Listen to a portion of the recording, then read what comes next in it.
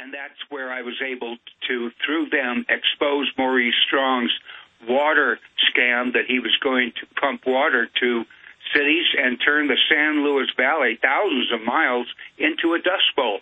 So here's the convener of the Environment Congress that met in Estes Park, going down 200 miles to the San Luis Valley and turning the place into a dust bowl.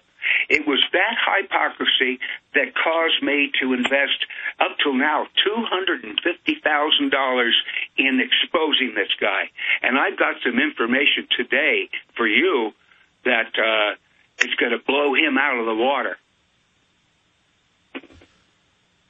Amazing. So again, now we see it all over the news, how the UN and big corporations are grabbing up the water in the third world, the first world, developing world, cutting it off. That's now mainstream news.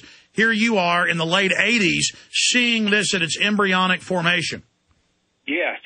I saw it as an embryo, and now I'm seeing it as an ugly fetus. Now, from the videos and audios I've seen of you, you then found out about this. We'll continue with that first conference, what they said. We've got a bunch of audio clips here. Okay. And then, yeah. but continue into other meetings that you were able to infiltrate. Oh, I've infiltrated many meetings, but not one of this importance. Because the Secretary of the Treasury, Baker, was there, the head of the IMF, the head of the World Bank, Rothschild, Edmond de Rothschild, the chief banker of the world, David Rockefeller, and I knew there was something going on. It would take an idiot not to understand it.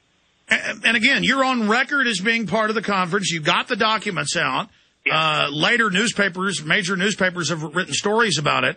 On the Ventura TV show, they showed those. I mean, this was a stroke of divine intervention. It was God. It was what you call an coincidence. Because I received a prophecy in the Christian church about 12 years earlier that I was going to do this. So it was a piece of cake. I walked through it without any fear and knowing that God was on my side. Wait a minute. So someone told you specifically, or did you recognize what was happening as it was happening, or did you, like, after the fact go, oh, my God? It was later, after the fact. This is a prophecy. We are going into the wilderness. We are going on an adventure together into the wilderness. I am going to loose you upon the ravenous beasts of the world, and then you will return to me, and I will protect you. I am your jailer for your good and mine. And that was the prophecy. And then after I went to the Wilderness Congress, I realized I had been in the wilderness, and he was loosening me upon the ravenous beasts of the world. I knew them face to face. Amazing. Now let's go back to this meeting, though, this key meeting you got into. Then you went and witnessed their sub-meetings. So go over again the date, the time, the place, and who was there. Okay. David Rockefeller, Edmond de Rothschild, Secretary of the Treasury, Baker, head of the IMF, don't remember his name, head of the World Bank, the head of the United Nations in Geneva. I had dinner with him one night. He kind of found out that my questions were a little too close to the bone. Then there were the Smokies were there, all the four strangers. Of course, Maurice Strong was there as a Secretary General convening this Congress. And Gro Harlem Brundtland, I think of her as kind of a concentration camp lady because she's in charge of reducing the population of the world. That's what her job is. She was the head of World Health Organization for about 6 years, and she is also a member of a new club with Jimmy Carter and Tutu and some other people. It's called the Elders.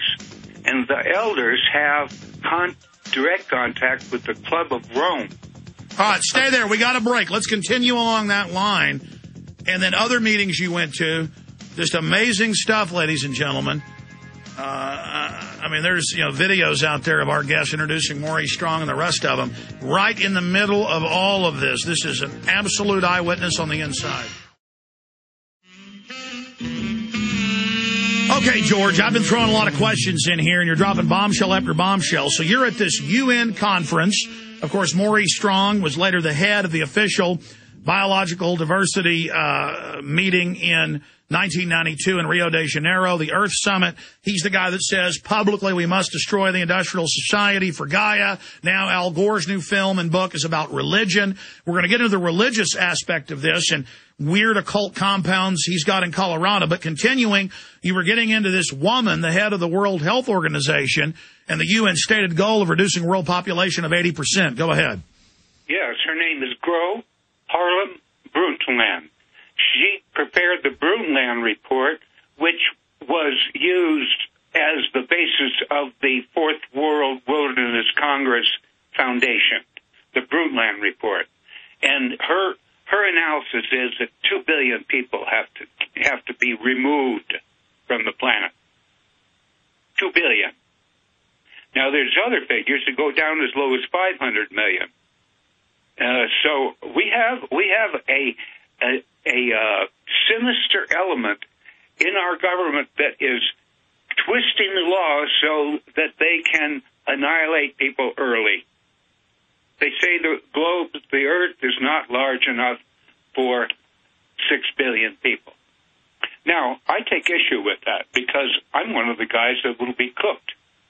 So you can see I do have a selfish motive in fighting all this stuff. Well, plus it's a fraudulent model, and it's been proven these globalists have bigger carbon footprints and more children than even third world populations. I mean, these are a bunch of greedy people that want the earth to themselves. Yes, they want the earth for themselves. You got it right on the head. And they don't like us cannon fodder that unfortunately populates the earth. I got a recording of that. Actually, an elitist money banker from Canada actually saying that. Let's do this without let's do this bank without telling the cannon fodder about it that unfortunately inhabits the earth. That's when I said I'm going to make war on these guys, and I haven't stopped for 22 years. Well, you've done a great job exposing them. I want to continue here. Okay. So how did the conference end, and then what other conferences did you attend? The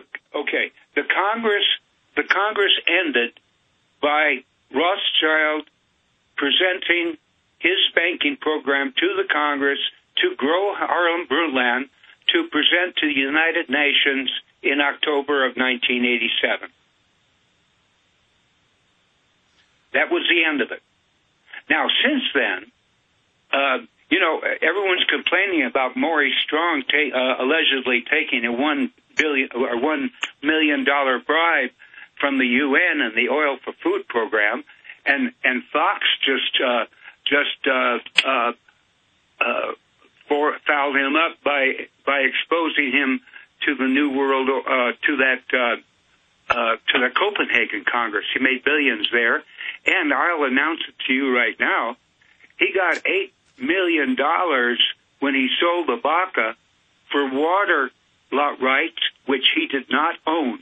In other words, it seems to me that there was fraud committed either at the Nature Conservancy level or Cabeza de Vaca Land Company level, but someone can easily find that $8 million that he got, and I hereby blow the whistle on it. Well, here's that Fox News report on global warming, follow the money. And it talks about Maurice Strong and everything he's been involved in.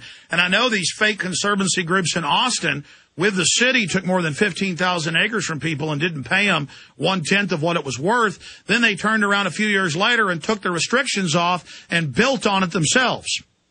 See, that's the kind of stuff they do. They maneuver themselves through these institutions and acronymical corporations like ABC Corporation, and you can't follow their trail. Maurice Strong tried to bury his trail when he left the United States in a hurry because I reported him to the Congress for tacking a rider onto the quadrennial water bill that would allow growth and development to use the aquifers. And that issue, which would have passed if I hadn't written to the congressman until 2 a.m. in the morning, if I hadn't written to them, they would have passed it, and AWDI, Maurice Strong's company, would have been off and rolling to... All right, George, stay there. Good job fighting that. Long segment coming up.